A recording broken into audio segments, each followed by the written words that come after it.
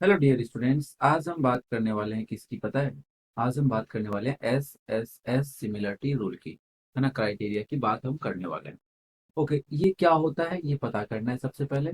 तो मैंने previous video एक बनाया था, उसमें तुमने अगर देखा हो, अच्छे से समझा हो, तो तुम्हें पता चला होगा कि अगर सर ये एक ट्राइंगल है हमारा, इस ट्राइंगल का नाम अगर ABC है और एक दूसरा ट्राइंगल है हमारे पास जिसका नाम अगर DEF है, तो हम ये बोल सकते हैं कि मतलब अगर एंगल इक्वल हैं, या ये दोनों अगर आपको सिमिलर करने हैं, मान लो ये दोनों सिमिलर करने हैं, तो इनके एंगल्स इक्वल होने चाहिए। एंगल A B और C कंटिन्यूअली कोरेस्पॉन्डिंग एंगल्स के इक्वल होने चाहिए। May be you can say D के इक्वल हो गया, E के इक्वल हो गया, या फिर F के इक्वल हो गया।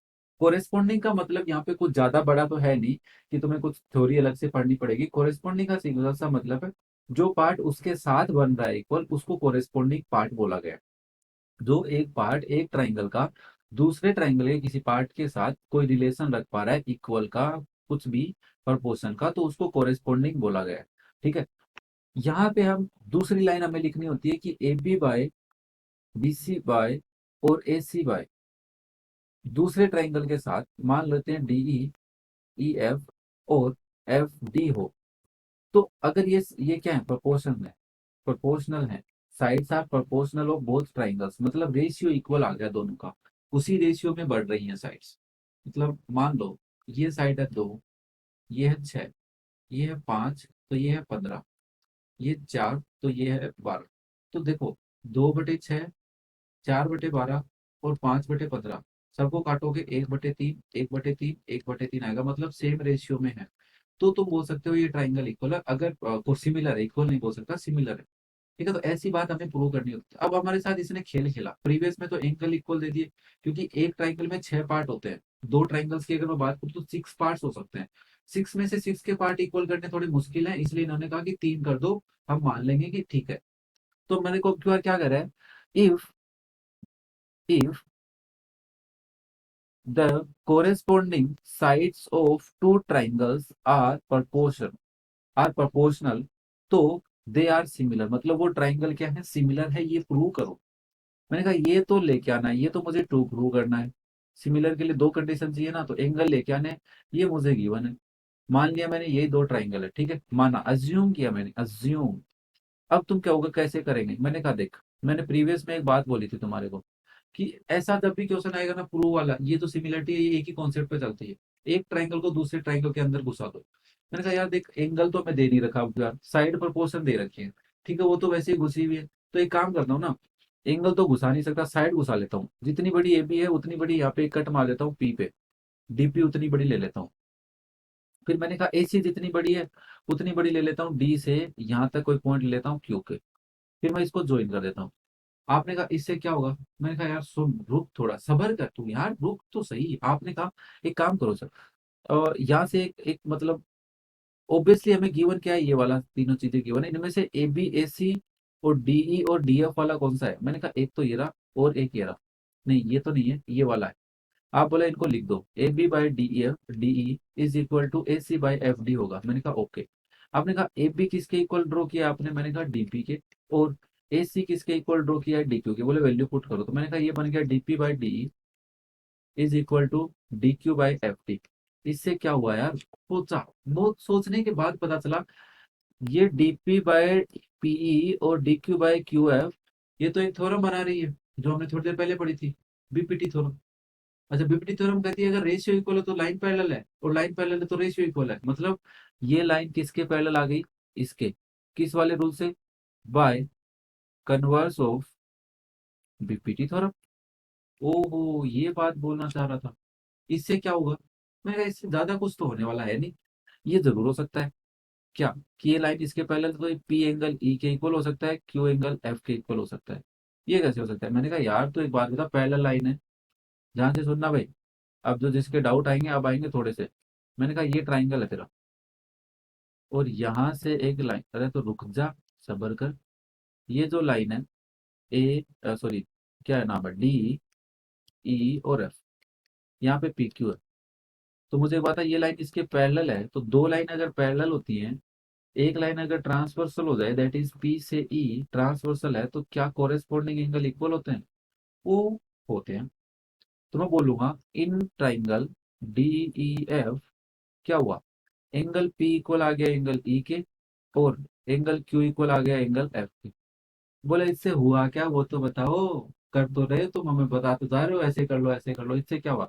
मैंने कहा देख, ये जो छोटे वाला ट्राइंगल है ना, ये उस छोटे वाले ट्राइंगल के साथ कोई ना कोई रिलेशन जरूर बना लेगा, क्योंकि उसका इसके अंदर कोई ना कोई रोल तो है, साइड आ गई उसकी। तो इस छोटे वाले ट्राइंगल का इस पूरे वाले ट्राइंगल के साथ कोई रिलेशन बना। बोला क्या कहना चाह रहे हो? मैंने कहा देख, ये डीपीक्यू है आपका, ये छोटा ट्राइंगल है इस बड़े वाले में ही, और ये जो बड़ा ट्राइंगल है, भाई डायरेक्ट तो रिलेशन नहीं है ना। भाई इसका लाना हमें किसके साथ है, एबीसी के साथ रिलेशन लाना है। ये इसके साथ रिलेट है, इसको इसके साथ और रिलेट कर दो। और रिलेट क्या करूं? मैंने कहा रुक, तू मेरे को एक बात बता, अगर ये पी एंगल ई के इक्वल है और क्यू एंगल एफ के इक्वल है, कुछ लिख सकता है थोड़ी देर। लास्ट वाले वीडियो में थ्योरम पढ़ी थी, दो एंगल इक्वल आ जाए कोई दो ट्राइंगल में तो वो सिमिलर हो जाते हैं। अरे हाँ लिखा था। तो मैं बोलूंगा in triangle DP BQ and triangle D E F, पहली बात तो मुझे पता है एंगल पी इक्वल है एंगल ई के, और दूसरी बात पता है एंगल क्यू इक्वल है एंगल एफ के। तो मैं नाम लिखूंगा, पहले का नाम लिख देता हूँ डीपी क्यू। वो सिमिलर हो जाएगा किसके, डी किसके इक्वल है भाई, ई के। अगर ये नाम मैंने लिखने सिखाए हैं प्रीवियस वीडियो में, जिसको नाम नहीं लिखना था एक बार उसको देख लेना। पी एंगल किसके इक्वल है नहीं पता, तो पी की जगह खाली छोड़ दो। क्यू एंगल किसकी जगह है, एफ के। इस ट्राइंगल में तीन साइड है, दो लिख दिए, तीसरा कौन बचा, डी। तो पी एंगल कहाँ लिख दिया मैंने, गलत लिख दिया ना, हाँ हाँ सही पकड़े हो, अरे वाह मेरे शेरो। सबसे पहले डी एंगल को मैंने पता किया, मुझे लगा डी का तो मेरे को पता नहीं, खाली जगह छोड़ो। डी का नहीं पता, बट मुझे एक बात पता है, ई किसके इक्वल है, पी के इक्वल है। तो मैंने कहा पी की जगह क्या लिख दो, ई। इसको छोड़ो, इसकी जगह ई। क्यू किसके इक्वल है, एफ के। तो बचे की जगह बचे डी। तो इसका मतलब है जो एंगल डी भी इसके इक्वल है, वो तो ऑब्वियसली दिख ही रहा था, ठीक है। और वैसे भी इक्वल ही होता है। अब हम क्या लिख सकते हैं, मैंने कहा यार साइड का प्रोपोर्शनलिटी लिख दे। क्या लिख सकता है साइड की, नाम से, इस नाम से लिख सकता है। बोले बहुत इजीली, क्या, D P by D is equal to P Q by E F is equal to D Q by D F. बोले ओके, ये लिख दिया। अब कई दिमाग लगा रहे होंगे बुक के अंदर क्या बताया हुआ, मैं तुम्हें क्या बता रहा हूँ दोनों समझना। तुमने कहा ये दोनों ट्राइंगल्स में ये साइड और ये साइड इक्वल है, ठीक है। और कुछ पता नहीं हमें, और कुछ नहीं पता। तो इन दोनों ट्राइंगल्स में आपस में कोई रिलेशन आ सकता है? बोले यार सर क्या आ सकता है, एंगल का तो पता ही नहीं ना, एंगल तो ये डाटा हो, एंगल का तो पता ही नहीं। मैंने कहा अभी भी यार कुछ हो नहीं सकता। मैंने कहा रुको, एक काम हो सकता है क्या, इन दोनों में जो ये रेशियो गिवन है वो, और इसमें और इस बड़े वाले में एक रेशियो गिवन था तुम्हें डायरेक्ट। बोले क्या, कि A B by D E is equal to है, ये बुक वाला ही बता रहा हूँ, B C by E F, कोई अलग नहीं है। और सी ए बाई किसके इक्वल है, एफ डी के। हाँ। तो बोले इधर कुछ दिख रहा है तेरे को ऐसा कुछ? मैंने कहा यार दिख तो डी ही रहा है मेरे को, ये रहा डी, और ई एफ भी दिख रहा है, एफ डी भी दिख रहा है, सब दिख रहा है। बोले ठीक है, तो एक बार ऐसा कर, A B by D E करके देख, वो किसके इक्वल कर लेंगे। उधर से देख लेते हैं, मान ले डीपी और पी क्यू में तो रिलेशन दे रखा है, ए बी और ए सी डीपी पी क्यू के इक्वल है। ठीक है, तो एक ले ले, इन दोनों में से कोई एक को ले ले, और उसके साथ इसको ले ले। मैंने कहा ठीक है, मैं लिख देता हूँ, इसको लेने का मतलब है इसको लेना, दैट इज सी ए। ये बात समझ में आई क्या? अरे भाई बी सी तो तुमने कंस्ट्रक्शन से इक्वल कर रखी है ना पी क्यू के, सी ए तो नहीं पता उस, इसका सी ए इसके साथ क्या रिलेशन रख रहा है नहीं पता ना, तो वो लो उसके साथ। तो मैंने कहा या तो मैं ए बी बाई डी लिखूं, या फिर B C by E F को किसके इक्वल लिख दूं, C A by F D के। इन दोनों को इक्वल लिखने की कोई जरूरी नहीं है। तो उधर से तुम क्या लिखोगे, अरे इधर तो ये होगा ना, सी ए बाई, हाँ एफ डी के। और उधर से तुम क्या लिखोगे, अगर तुम इस इक्वेशन को ले रहे हो, मैं ना ये मार्कर से लिख देता हूँ, अगर तुम इस इक्वेशन को ले रहे हो तो यहाँ पे लिखोगे D P by D is equal to D Q by D F. और ये पेन लेना था मेरे को, पेंसिल ले ली मैंने, कोई नहीं। आप यहाँ से देखो इसको, ये लोगे तो तुम्हें लेना पड़ेगा P Q by E F is equal to D Q by D F. ठीक है, एक बार अरेंज एडजस्ट कर लेना, मैं हटा दूंगा इसको। सो अब मैंने सोचा यार इन दोनों को ले ले, क्यों फालतू बात कर रहे हो, बुक में भी कौन सा ले रखा है, डीपी बाई डी ले रखा है, इक्वल है D Q by E F के। Okay, okay. ओके, ये क्या कर दिया अपन ने? DP by D, P Q by E F क्या था, इसमें से इक्वल ले रखा है। बोले अगर ये ले आएंगे तो ये ला सकता हूं मैं। क्यों से? बोले ऐसे देख, इसको लिखेगा, फिर तू कहेगा डीपी किसके इक्वल है तेरा, मैंने कहा कंस्ट्रक्शन से ए बी के इक्वल है। और डी क्यू किसके इक्वल है कंस्ट्रक्शन से, ए सी के इक्वल है। तो इस रेशियो को क्या लिख सकते हो, इस रेशियो को मैं यहाँ लिख देता हूँ। आप लिख सकते हो A B by D E किसके इक्वल होगा, A C by D F के इक्वल होगा, यस और नो? हाँ। और एक इक्वेशन ये रही है हमारे पास। दोनों इक्वेशन को कंपेयर किया मैंने, बहुत कंपेयर किया, बहुत कंपेयर किया, मैंने देखा यार ए बी बाई डी तो इधर भी है और ए बी बाई डी भी इधर भी है, तो इसका मतलब इस इक्वेशन और इस इक्वेशन में, इक्वेशन वन ले लेते हैं नाम, एक बार टू ले लेते हैं। इन दोनों में ये हो सकता है कि सी ए बाई एफ डी है ना, वो किसके इक्वल हो सकता है, ए सी बाई डी एफ के इक्वल हो सकता है। बोले ठीक है यार, हो ही रहा है तो वन और टू से हो रहा है, हम रोक थोड़ी ना सकते हैं। फिर तुमने कहा यार या तो एफ डी और डी एफ एक जैसे काट दो। ओ ए सी किसके इक्वल आ गई, ए सी की। ये क्या मजाक कर दिया, डी क्यू लिया था ना, डी क्यू तुम्हारा ए सी थोड़ी ना है, डी क्यू तो ए सी है। D Q by D F, P Q नहीं पता हमें, हाँ पी क्यू नहीं पता था, मैंने गलती से यहाँ पे पी क्यू पे साइन लगा दिया कि पी क्यू हमारा रिलेशन नहीं रखता, बी सी और पी क्यू रिलेशन नहीं रख रहा है। तो मैंने कहा यार यहाँ पे भी फिर हमने गलती कर दी इनको लिखने में, यहाँ पे भी गलती कर दी। बोले कर तो दी, मैंने कहा क्या लिखना चाहिए था, ए बी बाई डी लिखना चाहिए था। सॉरी बेटा, किसके equal, B C by E F के इक्वल। ओके। तो यहाँ पे क्या लिखना है, इसको मैं इरेज कर देता हूँ। बस इस लाइन को इरेज कर रहा हूँ, ऊपर वाली लिख दी मैंने। मैंने कहा यार ये नहीं लिखना चाहिए था, क्या लिखना चाहिए था, बोले ये वाला P Q by E F लिखना चाहिए था इसकी जगह। मैंने कहा अभी लिख देता हूँ, डी पी बाई डी किसके इक्वल होगा, P Q by E F के। ठीक है, यहाँ पे भी ई एफ है। सो मैं लिख सकता हूँ डीपी की जगह मैं ए बी लिख सकता हूँ, ए बी बाई डी, उधर मैं कुछ नहीं लिख सकता, that is P Q by E F के। अब मेरे को देखो, ये इक्वेशन वन है, ये इक्वेशन टू है, अब ध्यान से देखना, डैश लगा देता हूँ। अब तुम बोलोगे ए बी डी इक्वल है, तो B C by E F किसके इक्वल आएगा, P Q by E F के इक्वल आएगा। सर ये काम क्यों कर रहे हो, यहाँ से वैल्यू तो ठीक है, ये आ गई B C by P Q आ गई थी, क्यों किया ये काम? मैंने कहा यार देख, इस छोटे वाले ट्राइंगल का थोड़ा सा रिलेशन था, बट मैं इन दोनों को रिलेट नहीं कर पा रहा था, और मेरे पास कोई एक एक कुछ मिल जाए ना मेरे को, तो मैं रूल लगा दूं कुछ यहाँ पे, या तो एंगल आ जाए या कोई साइड आ जाए, तो मैं कुछ रूल लगा सकता हूँ। बट यहाँ पे तो कुछ इक्वल नहीं आया था। तो मैं इसको तो इसके साथ रिलेट कर पाया, बड़े के साथ। अगर छोटा इसके साथ रिलेट हो गया तो बड़ा भी ऑटोमेटिक हो जाएगा। बोले ठीक है, कैसे दिखाओ? मैंने कहा देख, बी सी इक्वल आ गया पी क्यू के, अब मेरे पास क्या ट्राइंगल बना है, अब मेरे पास ट्राइंगल बना है, देखो इतना डीपली समझा रहा हूँ, थोड़ा सा ध्यान देना कि सर ये ए बी सी है, और मैं थोड़ा सा ना लास्ट में जाते जाते पूरा बता दूंगा तुम्हें, एकदम दोबारा रिवाइज करवाऊंगा क्विकली। डी पी क्यू, एक बार इरेज कर देता हूँ नहीं तुम कंफ्यूज हो जाओगे। डी पी क्यू, तुमने कहा था ए बी इक्वल है पी डी के कंस्ट्रक्शन से, ए सी इक्वल है डी क्यू के कंस्ट्रक्शन से, और अभी तुम इक्वल लेके आए हो बी सी इक्वल है पी क्यू की, ये रही। ठीक है, इससे हुआ क्या, इससे हुआ क्या? देखो थोड़ी सी जुकाम लगी हुई है तो गला बैठा हुआ है, डरो मत, है ना, धीरे बोल रहा हूँ या तुम्हें ऐसा लग रहा है, देखो तबीयत खराब हो गई यार, जुकाम लग गई, क्या पता कैसे अभी लग गई। तो यहाँ से तुम क्या बोलोगे, बी सी किसके इक्वल है, पी क्यू के। तुम्हें लग रहा है ये S S S congruent rule से, तीनों साइड इक्वल है तो S S S congruent rule लग सकता है? बोले हाँ, ए बी सी कॉन्ग्रुएंट होगा, ए बी किसके इक्वल है भाई, डी पी के, बी सी पी क्यू के, और क्यू डी किसके इक्वल है, सी के। ठीक है, ये ट्राइंगल लिख दिया। सर ये लिखने से फायदा क्या है, ये बताओ? मैंने कहा यार ये लिखने से फायदा तो बहुत कुछ है। बोले क्या? मैंने कहा देख, अगर तुम्हारे पास ऐसा हो रहा है तो तुम कॉन्ग्रुएंट कर दिए किसको, डीपीक्यू के। और मुझे एक बात बताओ, दो ट्राइंगल अगर कॉन्ग्रुएंट है तो क्या वो सिमिलर हो सकते हैं? ये बड़ा लोचा है। ये क्या लिख दिया सर, ये तो लोचा हो गया। मैंने कहा देख, ये एक ट्राइंगल है और इसी के जैसा दूसरा ट्राइंगल है, क्या दोनों एक जैसे दिखते हैं? बोले हाँ, मतलब एक जैसे हैं। हम पढ़ रहे हैं छोटा ट्राइंगल और बड़ा ट्राइंगल, उनको तकलीफ में लाने के लिए हम देख रहे हैं यार कैसे होगा। बट दो छोटे ट्राइंगल अगर इक्वली हैं तो वो तो एक जैसे दिखते ही है ना। दो बुक क्लास 10th की एनसीईआरटी की सिमिलर है सर, दो बुक क्लास 10th की है एनसीईआरटी की। ये एनसीईआरटी है छोटी, और ये बड़ी क्या है, आरडी है। तो इनको सोच रहे हैं कि इनको सिमिलर लाए कि डेटा वही है, समझ रहे हो बात को? तो कॉन्ग्रुएंट ट्राइंगल्स ऑलवेज सिमिलर, ये तो तुम्हें पता होगा, नहीं पता है तो भाई थ्योरी पढ़ो इसकी।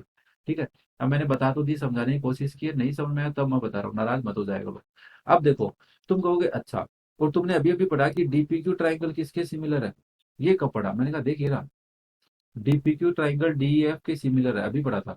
ओके, ट्राइंगल डीईएफ के सिमिलर है, तो क्या तुम इसे लिख सकते हो, डीपीक्यू डीईएफ के भी है और एबीसी के, तो इसका मतलब एबीसी ट्राइंगल किसके सिमिलर है, डीईएफ के। यही तो प्रूव करना था, यही तो प्रूव करना था। सर थोड़ा सा ऊपर से गया, थोड़ा दोबारा बता दोगे, मैंने कहा जरूर। मैंने क्या किया, मैंने सबसे पहले एक ट्राइंगल देखा एबीसी, ये मेरा एक ट्राइंगल है, और दूसरा मेरे को ट्राइंगल दिया था डीईएफ। मेरे को बोला कि ये दोनों ट्राइंगल में A B by D E equal है B C by E F के इक्वल है C A by D F के। मैं जो रूल बता रहा हूँ उससे उल्टा तुम्हें होमवर्क में करना है, कैसे करोगे मैं बताऊंगा तुम्हें। तो तुमने क्या किया, तुमने कहा यार ए बी इक्वल ले लेता हूँ डीपी के, और ए सी इक्वल ले लेता हूँ डी क्यू के, ये पी और क्यू।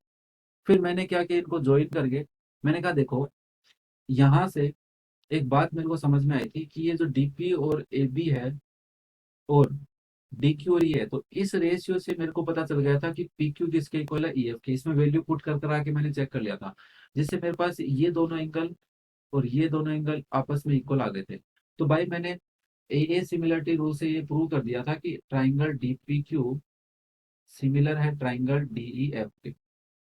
इससे फिर से मैंने रेशियो लिखे, उन रेशियो को इसके साथ रिलेट किया, और मैंने देखा कि यार ये छोटा ट्राइंगल इस छोटे ट्राइंगल के साथ रिलेट होता है, तो मुझे बीसी साइड और पीक्यू साइड इक्वल लानी थी। तो मैंने बीसी और पीक्यू जिसमें जिसमें घूम रहे थे रेशियो, वो दोनों रेशियो पकड़े, पहले वाले के जो ओरिजिनल गिवन था उसके, और इससे बने उन रेशियोज में से मैंने ट्राई किया कि बीसी पीक्यू के इक्वल आ जाए। वो मेरा इक्वल आते ही मैंने एस एस एस से इस छोटे वाले ट्राइंगल को और इस छोटे वाले ट्राइंगल को कोलबोरेट कर दिया, और ये छोटे वाला ट्राइंगल इसके सिमिलर था बड़े वाले ट्राइंगल के। तो छोटे वाला इसके भी सिमिलर हो गया, इसके भी सिमिलर हो गया, तो छोटे वाला ट्राइंगल इस बड़े वाले के सिमिलर हो गया। अब तुम ये क्वेश्चन कैसे कर सकते हो, अगर तुम्हें प्रैक्टिस ही करनी है, समझना ही है, तो तुम एक काम करना, ये एक ट्राइंगल पकड़ना एबीसी, इस ट्राइंगल में और इस ट्राइंगल में अगर तुम्हें प्रैक्टिस करनी है तो डी एफ ले लेना, और जितना बड़ा बी ए है उतना बड़ा डी ई एफ ले ले ई पी ले लेना, ठीक है, और जितना बड़ा बी सी है उतना बड़ा ई क्यू ले लेना। फिर इस क्वेश्चन को सोल्व करना, और फिर भी तुम्हारे को लगे यार नहीं एक और कुछ होता था तो हो जाता ना, तो मैं क्या पता क्या कर देता। मैं कहा ठीक है, ये दो ट्राइंगल आपके, इस ट्राइंगल में ये ट्राइंगल का नाम है एबीसी और इस ट्राइंगल का नाम है डी एफ। तो आप एक काम करो, सी साइड पकड़ो और सी से बी जितना बड़ा है उतना बड़ा यहाँ पे पी ले लो, that is equal to this side, और सी से ए जितना बड़ा है उतना बड़ा यहाँ पे ले लो क्यू। फिर इसको कॉन्ग्रुएंट करो, इसी रूल को, सेम प्रोसेस अप्लाई होगा।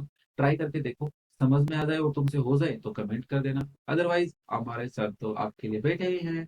ठीक है, तो दोस्तों नेक्स्ट थ्योरम भी पढ़ ही लेते हैं यार, अब थ्योरम नंबर 3 एक बची है, तो कुछ ज्यादा तो पढ़ना है नहीं, थ्योरम नंबर 3 भी अभी पढ़ लेते हैं। ओके, तो नेक्स्ट पढ़ते हैं थ्योरम नंबर 3। इस थ्योरम में देखो क्या कहा है इसने, इस थ्योरम में क्या कह रहा है, एस से एस सिमिलरिटी रूल है, मतलब ध्यान से सुनना। अगर ये एक ट्राइंगल आपका ए बी सी, पहले मैं तुम्हें एस से एस कॉन्ग्रुएंट रूल समझाता हूँ, फिर तुम्हारे दिमाग में अच्छे से चलेगा ये, ठीक है। और ये ट्राइंगल है दूसरा तुम्हारा डी एफ। क्या तुम मुझे बता सकते हो, अगर ये साइड इसके इक्वल है, ये साइड इसके इक्वल है, और ये एंगल इसके इक्वल है, तो यू कैन अप्लाई एस से S congruent rule on both the triangles to congruent the triangles. Yes और नो मुझे कमेंट करके जरूर बताओ। अगर देखो, कमेंट करने से मेरे को कोई फायदा तो ऐसे तो है नहीं कि मेरे पास करोड़ों रुपए आ जाएंगे, बट ये होगा कि मुझे लगेगा कि बच्चे मेरे को रेगुलर देख रहे हैं और समझ रहे हैं बातों को। नहीं देखोगे तो कोई ज्यादा तकलीफ है नहीं मुझे, ठीक है, नहीं करोगे तो भी, तो सिंपली तुम मुझे बोलोगे यार सर ऐसा करो, एक काम करते हैं हम, क्या, एस साइड बोला, फिर वो एंगल नाम बोला, बट एंगल तो इधर जाके है, फिर साइड, मतलब ऐसा कभी नहीं होता है बच्चा, ये ध्यान रखना, अगर तुमने पढ़ा है ऐसा तो गलत पढ़ा है तुमने कहीं पे। तुम ध्यान रखना, जब भी एस एस बोले तो पहले साइड का नेम, फिर जो भी एंगल है, इसके जस्ट इस साइड के साथ कौन सा एंगल बन रहा है, ये एंगल बन रहा है, और इसके जस्ट बाद साइड आनी चाहिए। या तो ऐसा लिखो, या फिर ऐसे साइड, फिर एंगल, और फिर साइड। या फिर तुम इसको ऐसा पढ़ो, साइड एंगल साइड। या फिर तुम इसको ऐसा पढ़ो, साइड एंगल साइड, और दूसरे ट्रायंगल के साथ भी ऐसा ही होना चाहिए तुम्हारा, ठीक है। अब चाहे ये दोनों ट्राइंगल कॉन्ग्रुएंट हो सकते हैं, ये दोनों ट्राइंगल कॉन्ग्रुएंट हो सकते हैं, ठीक है, ये दोनों, दो एरो लगा देता हूँ, ठीक है। ऐसे ही हम पढ़ने वाले हैं सिमिलरिटी में, ठीक है, बट यहाँ पे प्रोपोर्शनल है, इक्वल नहीं है, तो ये ध्यान रखना। कभी तुम इक्वल करने बैठ जाओ वहां पे, ये सबसे बड़ी गलती होती है, ये करते हैं कई बच्चे, मेरे सामने की है सबने, कि कॉन्ग्रुएंट दे रखा है, सिमिलर दे रखा है कॉन्ग्रुएंट कर देते हैं, और कॉन्ग्रुएंट दे रखा है सिमिलरिटी रूल अप्लाई कर देते हैं। थोड़ा सा इस बात से बचना, हो सके उतना प्रैक्टिस कर लो और ध्यान से सुनो। ये ये वीडियो भी लंबा हो सकता है, ठीक है, क्योंकि बातें थोड़ी, मेरे बच्चों को बार बार नहीं देखना पड़े वीडियो, बस एक बार में कहीं वाह क्या मजा आ गया, ठीक है। सो ऐसे है सिमिलरिटी रूल में क्या कह रहा है, इफ इन टू ट्राइंगल्स, दो ट्राइंगल में, one pair of corresponding sides, pair of corresponding side, ये बड़ा खतरनाक है, पास वाली दो साइड्स की बात कर रहा है, इसकी एक साइड उसकी एक साइड, इसकी दूसरी साइड उसकी दूसरी side, that is the pair, ठीक है, are proportional and the included angle, included का मतलब दो साइड ऐसे है ना, उनके बीच का एंगल, ये वाला एंगल की बात कर रहा है वो, ठीक है, are equal, then the two triangles are similar. मैं तुम्हें ट्राइंगल बनाता हूँ, ठीक है, फिर समझाता हूँ, एक, दो, ये बड़ा, ये एक, ये दो, बड़ा, बड़ा छोटा क्यों बना रहा हूँ, ताकि कॉन्ग्रुएंट का दिमाग ख्याल से निकल जाए कि कॉन्ग्रुएंट भी हो सकते हैं। ये लो, मैं तीन पेयर बना रहा हूँ, ये फर्स्ट है, ये सेकंड है, और ये थर्ड है, ठीक है, तुम देख लेना।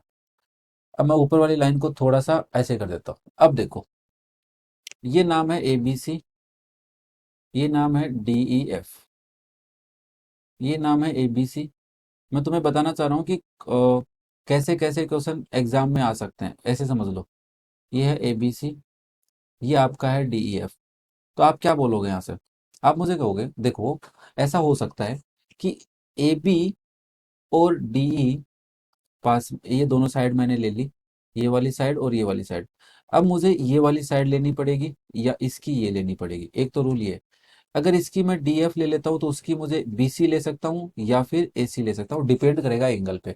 तो बोला यार एंगल का ही लफड़ा मेट दो ना, एंगल ही ले लो, पहले टेंशन ही खत्म हो जाए। मैंने कहा एंगल ये ले लिया मैंने इसमें, ठीक है, और इसमें ले लिया ये वाला, ऐसे बहुत सारे ट्राइंगल बन सकते हैं, इसमें ले लिया ये वाला, ठीक है, अलग अलग लिए सब में, कोई दिक्कत नहीं है, ओके। सो अगर ए बी, ये क्या कर दिया मैंने, अगर ए बी है और इधर डी है और ये एंगल इक्वल है, तो मुझे इधर लेना पड़ेगा B C by E F, ठीक है भाई, ये ऐसे एस रूल की बात बोला है। अगर मैं इसमें देखूं तो ए बी है, तो मैं अगर पहले बी सी लिख रहा हूँ, तो इधर से मैं चाहे ई एफ लिख सकता हूँ, मेरी मर्जी, डी लिखूंगा मैं, तो मैंने इधर लिखा B C by E D, तो उधर मुझे क्या लिखना पड़ेगा, उधर मुझे ए सी लिखना ही पड़ेगा, और इसके पास वाली साइड है डी एफ, तो मुझे डी एफ ही लिखना पड़ेगा। इसमें बता दो, चलो जल्दी से सोच लिया, चलो मैंने साइड ली है ये वाली, और इधर मैं ले रहा हूँ और ये वाली, तो मैं बोलूंगा ए सी बाय डी एफ होगा। अगर एफ इक्वल है ए के है, तो ये वाली साइड और इस वाली साइड को लेना पड़ेगा, A B by E F लेना पड़ेगा।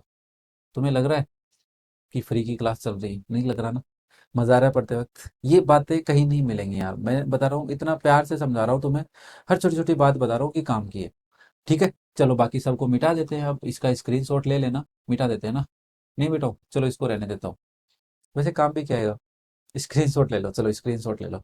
चलो हम दोबारा फोकस करते हैं। वो बोला कि दो कोरेस्पॉन्डिंग साइड्स के पेयर या pair of corresponding sides are proportional, ठीक है, तो ठीक है हम ले लेते हैं कोई भी एक पेयर। मैंने कहा देखो, इस ट्राइंगल का नाम है ए बी सी, इस ट्राइंगल का नाम है D E F, P Q R ले लो या कुछ भी ले लो, ठीक है, घबराने की जरूरत नहीं है। अब तुम यहां से बोलोगे देखो हमारे को एंगल बी इक्वल गिवन है, एंगल ए ले लेते हैं यार, ए में ना, ए में थोड़ा सा एक बार आराम से समझ में आता है, इतनी देर से ए देखते आ रहे हैं तो ठीक है समझ में आएगा। एंगल ए इक्वल है एंगल डी के। अब जो लास्ट प्रॉपर्टी, लास्ट वाली थ्योरम में मैंने तुम्हें कहा था ना बी ले लेना, ई के, वो मत ले लेना, अब इक्वल नहीं है। हाँ तुम लेके कर सकते हो कि बी एंगल ई के इक्वल है, तब तुम रेशियो लिख सकते हो। तो एंगल ए डी के इक्वल है, साथ में मुझे ये ही गिवन होगा कि A B by D E equal होगा किसके, A C by D F के, ये ही इक्वल होगा। मतलब मे भी आगे पीछे हो सकता है कि ए बी डी एफ के, A B ratio D F के साथ बना रहा हो और ए सी रेशियो और डी के साथ बना रहा हूँ, ऐसा कुछ हो सकता है।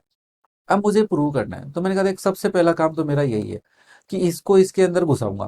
तो इसको इसके अंदर घुसाने का मतलब जितनी अब जो एंगल बन रहा है उसके साथ मैं बीसी को नहीं घुसाऊंगा अब।